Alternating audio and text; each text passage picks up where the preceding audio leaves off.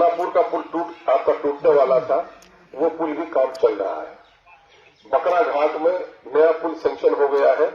इंशाअल्लाह अजीज 2-3 महीने में उसका काम शुरू हो जाएगा, क्योंकि अभी टेंडर प्रोसेस में है वो। और आप देख रहे होंगे कि अधान बस्ती को किसी से तरफ से रास्ता नहीं था। एक रास्ता रहरिया के बारे में लोग बोल रहे थे। अल्लाह ने मुझे मौका दिया, रहरिया ही नहीं बल्कि खाता हाट तक हम लोगों को बांध पर से जोड़ देने का काम सैंक्शन करवा दिया।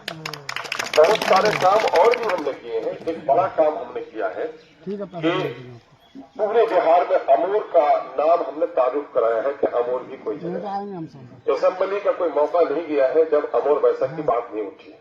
उससे बढ़कर एक बात उठी है कि बिहार में 2 असेंबली हल्का है जहां पर 74% मुस्लिम आबादी है। इसलिए मुसलमानों पर कोई भी जुल्म हो, हम हिंदू भाइयों के खिलाफ नहीं, दलितों के खिलाफ नहीं है, बल्कि दलितों की जितनी आवाज हम उठाए हैं किसी दलित लीडर ने भी नहीं उठाया। लेकिन एक बड़ा मसला यह है कि मुसलमानों के मसाइल उठते नहीं है।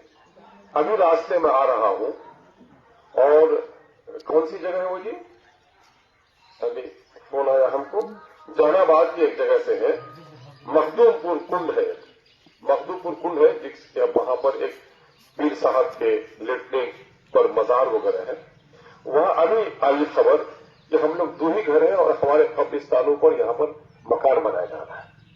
तो ये जो पूरे बिहार के अंदर में मुस्लिम माइनॉरिटी के मसले हो, चाहे उनकी दाढ़ी का मसला हो, टोपी का मसला हो, बेटियों के साथ इज्जत की जिल्लत का मसला हो, चाहे मदरसे जलाए जाए, चाहे उर्दू का मसला हो, अल्लाह का शुक्र है अमूर वैसा के आवाम की तुफैल में बहुत मजबूती से इसकी वकालत कर रहा हूं, जिससे आप लोग बाखबर हो।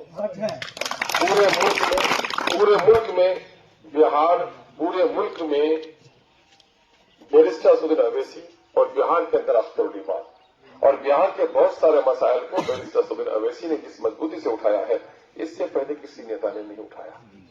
और बोलने से क्या होता है, बोलने से पुल बनते हैं, बोलने से सड़क बनता है। हमारे 2 नेता हैं, एक नेता को मंत्री बनने का मौका मिला लेकिन काम नहीं करा सके। एक नेताजी कहते हैं कि हमारी सरकार है, सवाल साहब कहते हैं भाई सरकार है तो आप अपने नामनगर का क्यों नहीं पुल बनवा सके, है ना, बम्बाधार का सड़क आपकी, तो आप तो अपने नाम को नहीं बचा पा रहे हैं। वो नामनगर है कि रामनगर है वो नहीं बना पा रहे हैं, तो आप कौन का क्या भला कीजिएगा, हम आपसे क्या उम्मीद रखें।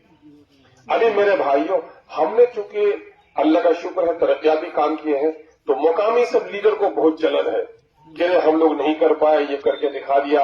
अभी दोनों ब्लॉक का घर 16.5 करोड़ से सैंक्शन करवा दिया, 16.5 करोड़ से। आपका अमूर में हॉस्पिटल अभी 6 करोड़ से बन रहा है। अभी आपके बरबट्टा में 100 बच्चा 100 बच्ची दोनों का हॉस्टल हम लोगों ने सैंक्शन करवा दिया है। तकरीबन 29 करोड़ रुपए से बनेगा और यहाँ पर सरकारी तौर पर सारा कुछ फ्री मिलेगा बच्चों को, है ना। ये काम हम लोगों ने किया है। लोगों ने कहा कि बरबट्टा में कैसे होगा, आज बरबट्टा तुम देख रहे हो ना, अमूर से दूर नजर आ रहा है। 1.5 साल के अंदर में देखोगे कि बरबट्टा अमूर से कम नहीं रहेगा, क्योंकि तमाम तर गिरवा चौक से सारी गाड़ियां अब पूर्णिया के इधर से गुजरेंगी तो आसानी हो जाएगी हमारी। हमने हर तरफ काम किया, लेकिन फिर भी आपका कोई निजी काम छूटा होगा, आपका कुछ हुआ होगा।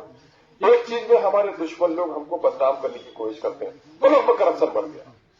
मैं ये कहता हूं कि पहले आपका 4 मवेशी था और आज 10 मवेशी है, तो 10 मवेशी का गोबर ज्यादा होगा ना, 4 मवेशी का तो कम था ना। जमीन का पहले म्यूटेशन साल भर में होता था 100-200, अब यहाँ जमीन का सारा कागज को उलट कर दिया गया। 52 का जो कागज था आपका, 52 के बाद से जितना म्यूटेशन हुआ तो जितना पहले खाता था उससे ज्यादा जमाबंदी हो गया। तो ये हजारों जो जमाबंदी और खाता है, 52 के सर्वे में तो सिर्फ खाता ही का मामला था, 52 के बाद जमाबंदी बना, जमाबंदी और खाता सबको जो सरकार ने ऑनलाइन किया, तो इन बेईमानों ने क्या किया, जो सब लड़का को कंप्यूटर चलाना नहीं आता उसको भी बहाल कर दिया। नतीजा हुआ कि किसी का नाम गलत, किसी के बाप का नाम गलत, किसी का रकबा गलत, किसी का खेसरा गलत, किसी को खाता, वो खाता खेसरा समझता ही नहीं, वो कंप्यूटर चलाता था, उसको ठिका दे दिया सरकार ने और सारा मामला उलझ के रह गया और उसकी वजह से आपको लूटा जा रहा है। ब्लॉक में बैठता हूं, गवाह है हमारे प्रमुख साहब, किस तरह मैं ऑफिसर्स का क्लास लेता हूं और लोगों से कहता हूं आपको किसी ने अगर लूटा है तो देखो गवाही दो, गवाही को छुपाओ मत। ये अल्लाह का हुक्म है कि गवाही को छुपाने वाला गुनहगार है, गवाही को मत छुपाओ। लेकिन एक आदमी गवाह देने के लिए तैयार नहीं होता है। कोई क्या किया है, अपनी बहन का हिस्सा बेच लिया है, वो फ्रूटी का हिस्सा बेच लिया है। अब उसको छुपाने के लिए वो 10-20 हजार टका देकर के कागज ठीक कर रहा है।